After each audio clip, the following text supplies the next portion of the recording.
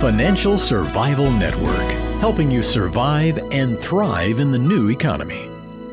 Go to carrylutz.com and sign up for 30 free micro trainings on financial survival. This show is brought to you by Miles Franklin. They've been selling gold and silver for 22 years, and I'm a customer because when you buy, they ship. For more information, go to milesfranklin.com or call them at 800-822-8080. 1490 WGCH. This is Kerry Lutz. You're listening to the Financial Survival Network. Time for another Triple Lutz Report. One of my consistent themes on this show, which you're probably very well aware of if you've been listening for a while, is government overcompensation of civil servants, wasteful pensions, wasteful medical benefits, and the way that the taxpayer in this country is totally ripped off and has absolutely no say in what these government employees are compensated. I'm not even going to bother to say that it's not all of them, they're not all parasites, and some of them are hard workers, blah, blah, blah. You've heard it all before. No need to repeat it. What's significant, however, is that Tom Reilly, he was manager of Clark County, Nevada from 2001 to 2006 during the boom years of Vegas. Now, if you've been to Vegas lately, it resembles Detroit. It is a failed city, a one cash crop economy. Its only means of sustenance is tourism / gambling / compulsive gamblers. Compulsive gamblers pay the bulk of Nevada's taxes. Good thing about Nevada, no income tax. Bad thing about Nevada, a bunch of compulsive gamblers walking around. And no, not everybody in Nevada is a compulsive gambler, but that's how they make their money. It's just like the alcohol industry or any other vice industry. 20% of their clients make up 80% of their profits. It's Prada's rule. No one's ever been able to disprove it. I think it applies as much for gambling as it does for alcohol. Perhaps not cigarettes, but I'd venture to say all of them are pretty well covered. In Clark County, Nevada, county firefighters currently earn $175,000. Now, obviously, if it's your house that's on fire and they save you from getting burned up, you probably don't think they're paid enough. But for everyone else who is qualifying for food stamps because taxes are taking such a large bite out of their income, it sounds a bit high. And then if you add in the pension contributions that these governmental employees / parasites are going to receive upon retirement, and the fact that it has to be funded now, this guy is making over $200,000 a year, not to mention free, and that free actually means taxpayer paid for, taxpayer funded medical insurance. So Reilly goes back. He's written a book. The book is entitled Rethinking Public Sector Compensation. Evidently, Reilly was one of the few voices of sanity during the boom times saying, wait a second, we're spending too much on this. We're overpromising. We're not going to be able to pay for it. We can't afford it. But of course, nobody listened. He's just a manager. The actual policy decisions in a town or in a city with a manager get made by the mayor and the legislative board, whether it's the town board, city board, or whatever they call it. And Reilly believes that unions are going to cause widespread municipal bankruptcies throughout the country, and yours truly completely agrees with him. In fact, I've written a paper, it's going to be out this week, called The Golden Years of Municipal Bankruptcy.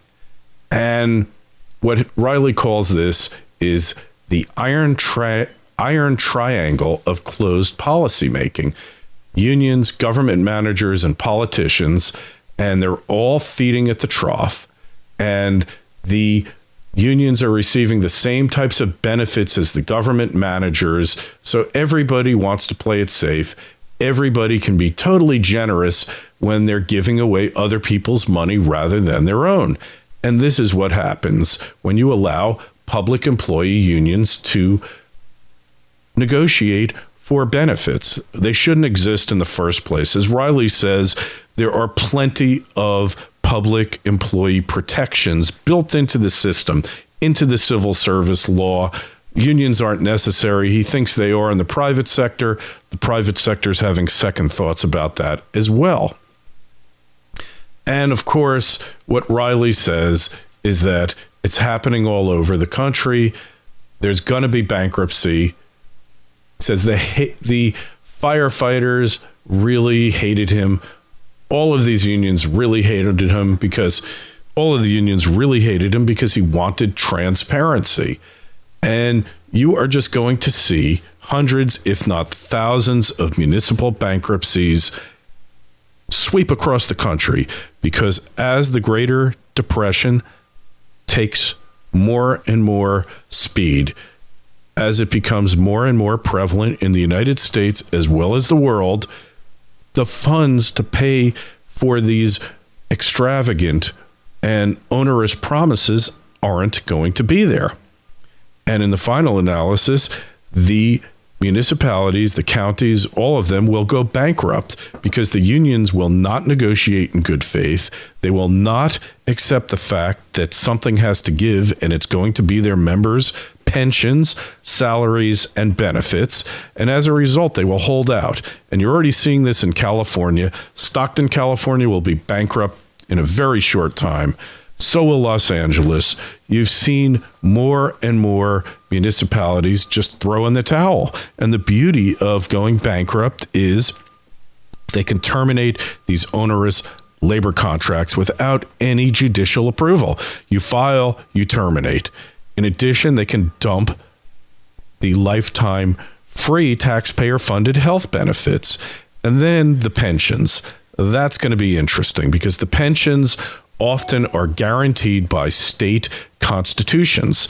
So there's going to be a major decision coming down the pike from the Supreme Court. They're going to have to decide whether or not bankruptcy court decrees, judgments, opinions trump state constitutional law. And the way that the federal judiciary's power has expanded and expanded since the founding of the Republic, not too much of a mystery on how they're going to decide. They're going to rule for the bankruptcy courts because judges don't like to issue rulings that cut their power. So that's what's going to happen. And then you're going to see forced bankruptcy liquidation of public school systems. Imagine that. Imagine Nanny Bloomberg. He's gone. And the person that takes over says, you know, New York City's public schools are horrendous. They fail. They fail at every step. They can't provide a basic education. They need to be trashed. They need to be done away with. So we're going bankrupt. And by the way, teachers union, by the way, principals union, by the way, New York City's public school system and you blood-sucking custodians who are making well into six figures a year, not keeping the places clean, all of you are gone. The school system's gone.